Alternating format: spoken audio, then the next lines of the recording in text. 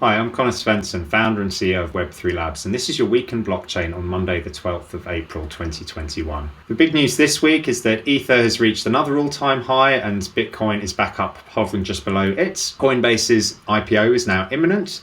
MicroStrategy and Meitu have continued to increase their cryptocurrency holdings. Some high-profile industry bodies have now joined the Crypto Climate Alliance as well to help address some of the climate issues associated with blockchain. Shopify's been inquiring a bit about DeFi. Another big DeFi protocol's been hacked, and we're seeing too Gucci and McDonald's have expressed some hints around NFTs, and finally an NFT Shark Tank as well with Mark Cuban and Snoop Dogg and a few other high-profile people. So the big news this week is that there's been more rallying of the leading crypto prices. Bitcoin's hovering very close to its all-time high of just under 62,000 US dollars, and Ether has actually set a new all-time high of 2,190 per Ether. But one of the other big milestones that's been reached is that there's now 100 cryptocurrencies that have got a market capitalization of $1 billion US dollars or more. In the last 2 months, the number of cryptocurrencies which actually have this 1 billion plus capitalization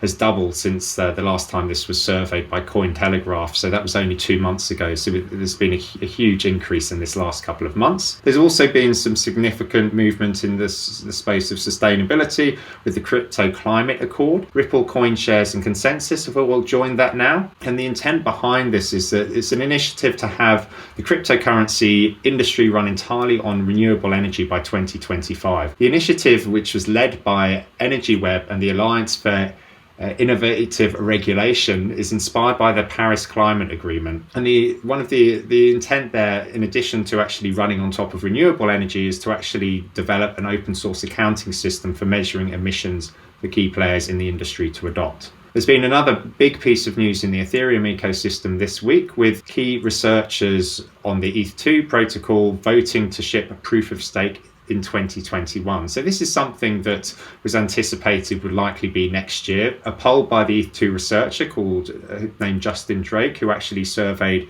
ETH2 researchers, the client teams and the coordinators, so really all of the key individuals involved in the ecosystem. They said that they were keen to hit this milestone before the end of 2021. This would massively reduce the actual costs with transacting with the Ethereum network, but more importantly as well, would have significant reduction in its climate footprint, because it would no longer require this power-hungry proof of work mining which it uses currently. Japan's central bank as well has started experimenting with central bank digital currencies. The first phase has just started, which is focusing on the basic functionality, using it for payments and issuance and distributions and redemptions of currencies. And that's going to carry on for the next year. But then they're hoping to move on to phase 2 to test more detailed functionality, and then potentially onto phase 3, which will provide businesses and end users to participate in a pilot program. We've spoken previously about CBDCs, and this is a key area for a number of governments for actually providing a digitized version of their currencies, and many of them are building on top of the well-known blockchain technologies in order to do this. So it's great to see one of the significant economies such as Japan really making progress with their pilot program here. The basketball team, the Sacramento Kings, are set to offer Bitcoin as a salary option. Their chairman and CEO announced on a Clubhouse chat last week that anyone in the organization could actually receive their pay, or as much of their pay as they wanted, in Bitcoin. And so, of course, it very quickly broke out of Clubhouse and became mainstream news after this. Be fascinating to see if people have actually taken up this offer there, but again, it's testament to the interest that organizations are seeing in terms of offering people flexibility with being paid in cryptos. Grayscale as well have announced that they're very committed to converting their investment vehicles that enable investors to actually buy and hold cryptocurrencies through them into an ETF when the regulators are ready for this. At the moment, there hasn't been an ETF launched yet for any of the cryptocurrencies in the US market. ETFs have been launched in other markets such as Canada, but really what they're saying there is that they really want to actually be able to convert these instruments that they currently have to ETFs as and when they can. They've also added now additional cryptocurrencies, including Chainlink to their large cap fund, and they've actually registered a trust for the Microsoft partnered Nahmii project token. This is something that we spoke about previously, which is a decentralized identity solution that Microsoft's been building. And so it'll be great to see how this helps the network evolve with giving more people exposure to the cryptocurrency that powers this decentralized identity platform. MicroStrategy have continued to plow more funds into Bitcoin, and they've announced the purchase of another 15 million worth of Bitcoin, and Meitu, the Chinese app, have actually purchased another 10 million in Bitcoin to complete the treasury allocation plan. Now, if you recall previously, we spoke about how in the treasury allocation said that they could hold up to 100 million. So they must be pretty close on this number now, because I think they were around about 90 when we last spoke about it. So it does raise the question, well, what happens when they start to exceed these allocations? They have to start liquidating the positions or not? We shall see. Coinbase has also posted a record $1.8 billion in revenue. This has been helped massively by the huge growth in the actual cryptocurrencies in the last year. The valuations as well for Coinbase's IPO that is due to take place this week have been encompassing a very wide range, going from 19 up to 230 billion. So really interested to see how this pans out this week. We've also seen the neobank Revolut, which has added a number of new tokens to their platform. So now they actually support 21 different cryptos. With Revolut, they're a neobank platform in the UK, which has got significant adoption, but they were one of the earlier sort of neobanks who started offering crypto rather than being crypto first, such as crypto.com is. So again, it shows that there's significant demand from their customers to actually access a broader basket of different cryptocurrencies on the platform. They're helping drive the overall growth and adoption of them. In the enterprise space, Fidelity, Coinbase and Square have formed a crypto council to lobby policymakers. And so this is called the Crypto Council for Innovation. And really what they want to do is demonstrate the transformational promise of crypto and communicate its benefits to policymakers, regulators, and people around the globe. Of course, all of these firms have a very vested interest in seeing cryptocurrency succeed, so it makes sense that they're starting to get involved in the lobbying angle as well. The city of Miami as well has started collaborating with some well-known Ethereum developers to put some city services on the blockchain. The Miami mayor, Francis Suarez, said that they're trying to come up with a project that goes through the foundation and directly with Ethereum that they can do with the city. There's a significant history with the city of Miami and Ethereum, in that Vitalik Buterin, when he first presented the Ethereum white paper, was at a Bitcoin conference in Miami. And he's one of the people who's actually been involved in these discussions. The messaging app Signal as well, they've now added payment functionality using mobile coin into the actual platform. This is something that's currently only available in the UK market for Signal users, where they're really testing out this functionality. But they have come under fire for their choice of blockchain platform here for these payments, because Moxie Marlinspike, the founder of Signal, was actually listed as the CTO in an early white paper for mobile coins. So because those are close associations there are some concerns about why they were chosen. The blockchain project Near Protocol has launched its Ethereum bridge known as Rainbow for cross-chain interoperability. The Near Protocol is backed by a number of very high-profile investors, including Andreessen Horowitz and Coinbase and Pantera, and has actually raised over 70 million to date. So it's a significant project working on this, but they're not, of course, the only ones. Other big names involved in this include Icon and many others that we'll be hearing more about over the coming months. Tether has also announced that they plan to expand their USDT stablecoin onto the Polkadot blockchain, and so this will just broaden the availability of it. It's currently live on Ethereum, EOS, Solana, Tron, Bitcoin Cash, and a few other protocols, but Polkadot's been getting a lot of growth and traction recently, so it makes sense for them to actually launch there as well. In the world of DeFi, unfortunately, there's been another high-profile hack this week, with ForceDAO being drained of millions of dollars after a white hat hacker discovered a bug in the smart contracts code. They actually took 14.8 million Force tokens, which was worth 34 million at the time, And although they returned the funds, being a white hat hacker, other attackers unfortunately noticed the exploit and started to take advantage of it. ForceDAO is a collective of investment strategies for identifying and productionizing alpha, or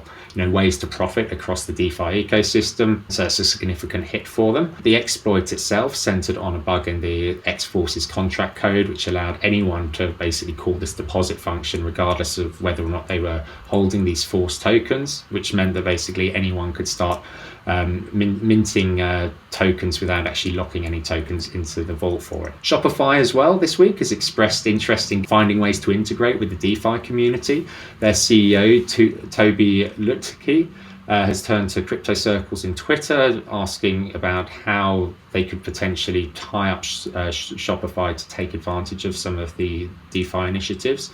And he specifically asked, what commerce-related opportunities are you most excited about, and how they'd like Shopify to fit into that ecosystem. So again, just another big sign of the broader interest about integrating with all of the great innovation that's happening here with some of the existing and widely used technology platforms. Compound, one of the original DeFi protocol projects, has hit a major milestone with 15 billion available for lending on the actual platform.